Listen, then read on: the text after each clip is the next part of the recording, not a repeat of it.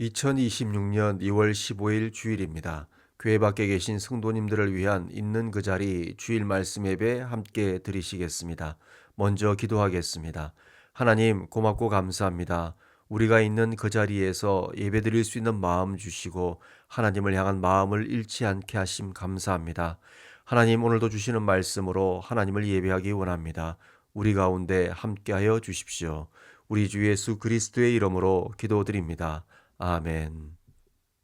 복 있는 사람이라는 제목으로 함께 말씀 나누기 원합니다. 오늘 말씀은 시편 1편입니다. 민족의 가장 큰 명절 설날 연휴가 시작되었습니다.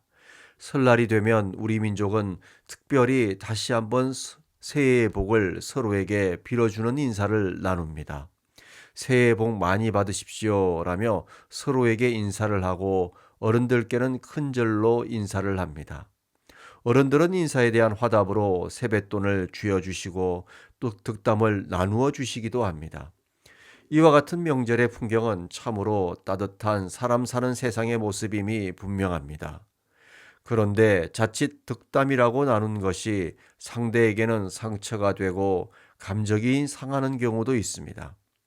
어른으로서 당연하다고 생각했던 말들이 젊은 후손들에게는 듣기 싫은 잔소리가 되기도 하고 때로는 상처가 되고 명절을 우울하게 만들기도 합니다. 그래서 명절에 특별히 조심해야 할 것이 바로 이 말입니다. 혀를 잘 다스려야 하고 말하기 전에 한 번 더 생각하고 절제하는 것이 좋은 명절을 만드는 비결이 아닐까 하는 생각을 해봅니다. 그 이유는 명절은 말 그대로 복되어야 하고 행복해야 하기 때문입니다. 오늘 우리가 읽은 시편의 복이라는 단어에는 행복이라는 의미도 있습니다. 명절은 행복해야 합니다. 행복하려면 서로에게 진짜 복을 빌어주어야 하고 진짜 행복할 수 있도록 행복한 덕담을 나눌 수 있어야겠습니다. 그래서 오늘 시편 1편을 가지고 어떻게 복을 빌어주고 덕담을 나누는 것이 성경적인지 함께 생각해 보기를 원합니다. 다 함께 1절의 말씀 다시 한번 읽겠습니다. 복 있는 사람은 악인들의 꾀를 따르지 아니하며 죄인들의 길에 서지 아니하며 오만한 자들의 자리에 앉지 아니하고. 복 있는 사람은 어떤 사람인가에 대해 말씀합니다. 앞서 언급되었던 것처럼 복은 행복이라는 말로도 번역할 수 있는 단어입니다. 좀 더 정확한 의미는 삶의 방향이 올바른 방향으로 잘 가고 있음을 의미하는 단어입니다.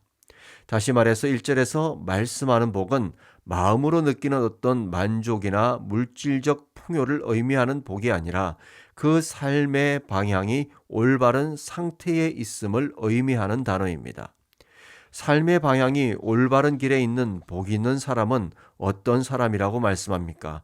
악인들의 꾀를 따르지 아니하며 죄인들의 길에 서지 아니하며 오만한 자들의 자리에 앉지 아니하고. 악인들의 꾀를 따르지 않는다는 것은 악인들의 생각에 동의하지 않고 악인들이 어떤 계획을 논의하거나 모의하는 자리에 참여하지 않는다는 뜻입니다.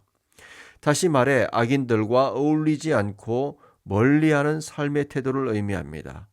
올바른 길을 걷는 것에서 벗어날 수 있는 경우를 미리부터 차단하고 멀리하는 삶의 태도, 죄와 악의 유혹을 거부하는 삶의 태도를 가지고 사는 삶을 의미합니다. 그렇기 때문에 죄인들의 길에 서지 않습니다. 길에 선다는 것은 행동함을 의미합니다. 그 생각이 죄와 악의 유혹을 거부하기 때문에 그 삶의 행동도 죄인들의 삶의 방식과 행동을 거부하는 것입니다. 또한 오만한 자들의 자리에 앉지 않습니다. 오만한 자들이란 올바른 길을 걷는 사람들을 조롱하고 비웃는 사람들, 하나님의 말씀을 조롱하고 비웃으며 거부하는 사람들을 의미합니다. 이런 사람들의 자리에 앉는 순간 그들에게 동화되고 불신앙의 늪에 빠져들게 되고 올바른 길을 걷는 복에서 벗어나서 신앙의 길에서 넘어지게 됩니다. 1절의 말씀을 정리하면 복 있는 사람은 하나님 보시기에 올바른 길을 걷는 사람이며 그 생각과 행동과 삶의 자리를 악으로부터 지켜내는 사람입니다. 우리가 명절에 우리의 자녀들에게, 우리의 아랫사람들에게 반드시 명심시켜 주어야 할 덕담들 중에서 매우 중요한 내용이 아닌가 하는 생각을 하게 됩니다. 왜냐하면 지금 세상이 너무 악하고 죄의 유혹이 너무도 가득한 세상이기 때문입니다. 예를 들어 돈을 많이 벌게 해주겠다는 유혹에 속아 보이스피싱 범죄에 가담한 청년들의 모습, 매년 증가하고 있는 마약 범죄, 또 온갖 사기 범죄들이 넘쳐나는 현실을 마주하면 우리의 자녀들이 너무도 무서운 세상에 노출되어 있기 때문입니다. 그렇기 때문에 우리는 명절에 자녀들에게 진짜 복은 죄를 멀리하고 악을 멀리하고 올바른 삶과 길을 걷는 것이라고, 그것이 진짜 행복의 비결이라고 말해 주어야 하고 빌어줄 수 있어야 합니다. 또한 이를 위해서 꼭 필요한 삶의 기준이 있어야 함을 말해 줄 수 있어야 합니다. 계속해서 2절의 말씀입니다. 오직 여호와의 율법을 즐거워하여 그의 율법을 주야로 묵상하는도다. 복 있는 사람이 죄와 악의 유혹에 속지 않고 멀리할 수 있는 힘이 무엇으로부터 비롯되었다고 말씀합니까? 여호와의 율법으로부터 비롯되었다고 말씀합니다. 우리말로 율법으로 번역된 단어는 토라입니다. 토라는 단순한 어떤 규칙을 의미하는 단어가 아닙니다. 토라는 하나님의 명령, 하나님의 가르침, 하나님의 인도하심을 의미합니다. 그래서 토라는 하나님의 말씀, 하나님의 명령으로서 생명의 길로 인도하는 등불과 같은 의미를 가지고 있습니다.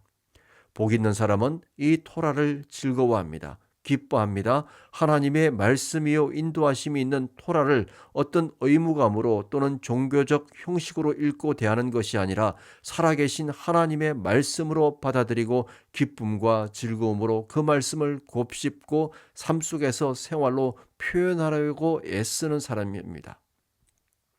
이와 같이 말씀으로 자신의 삶을 올바른 길로 행하게 하는 복된 사람에게 주어지는 것이 무엇인지를 3절에서 말씀합니다.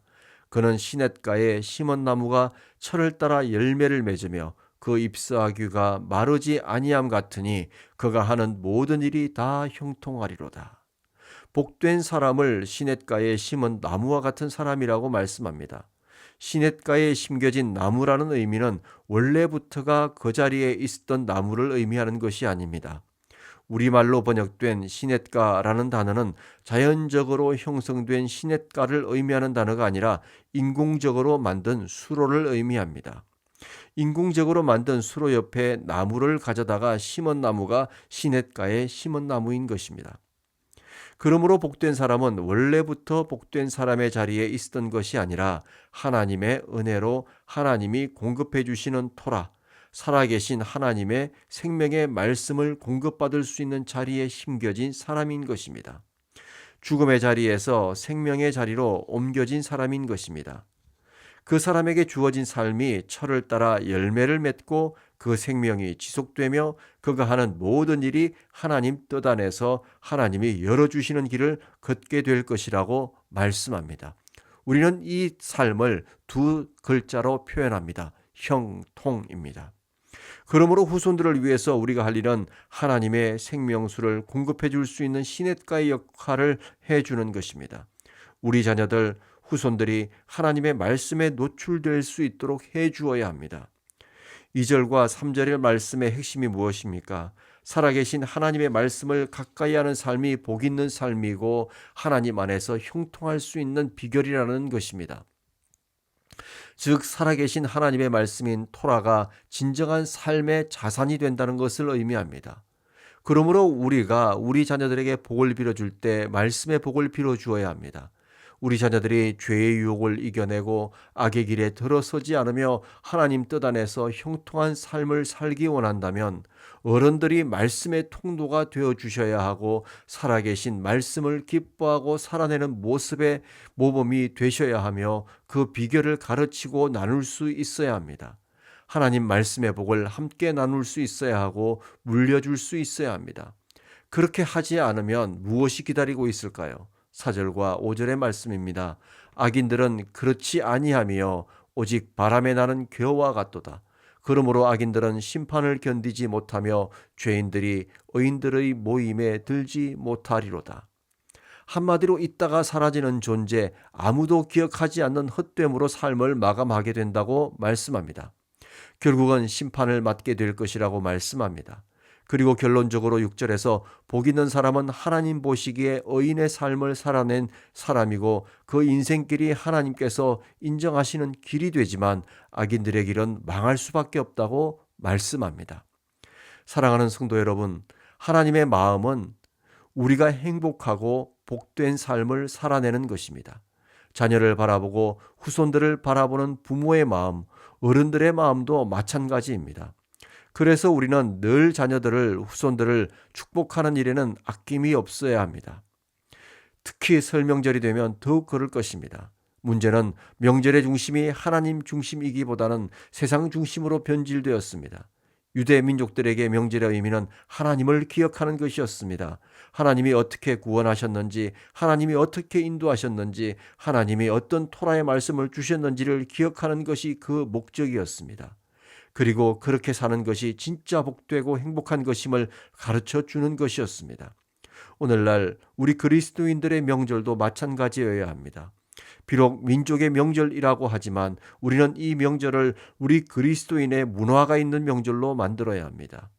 하나님으로부터 비롯되는 진짜 복이 무엇인지를 가르치는 진짜 복된 날이 되어야 합니다. 사랑하는 성도 여러분, 오늘 말씀을 정리하며 세 가지를 말씀해 주시고 자녀들, 후손들의 행복을 빌어 주십시오. 첫째, 너희는 이미 하나님의 복된 사람들임을 기억하여라. 둘째, 그러므로 그 복을 빼앗아가는 죄와 악의 유혹에 넘어지지 않도록 최선을 다하여라. 셋째, 그 최선을 다할 수 있도록 만들어주시는 것이 생명의 길을 가르쳐 주시고 인도하시는 하나님의 말씀임을 기억하고 하나님의 말씀을 매일의 삶 속에서 읽고 실천하는 일에 최선을 다하여라. 이렇게 여러분의 후손들에게 가르칠 수 있는 복이 저와 여러분에게 있기를 간절히 기도합니다. 저와 여러분이 먼저 이 복의 원리대로 살고 우리 후손들에게 유산으로 넘겨주는 복이 있기를 간절히 기도합니다. 함께 기도하겠습니다. 하나님, 고맙고 감사합니다. 명절을 맞이했습니다. 이 명절이 하나님과 함께하는 명절 되게 도와주시고 우리의 후손들에게 진짜 행복, 참된 복이 무엇인지를 가르쳐주고 보여줄 수 있는 귀한 복의 날이 될 수 있도록 하나님, 우리를 도와주시고 인도하여 주십시오. 감사드리며 우리 주 예수 그리스도의 이름으로 기도드립니다. 아멘. 있는 그 자리 주일 말씀 예배였습니다. 다음 주에 뵙겠습니다. 감사합니다.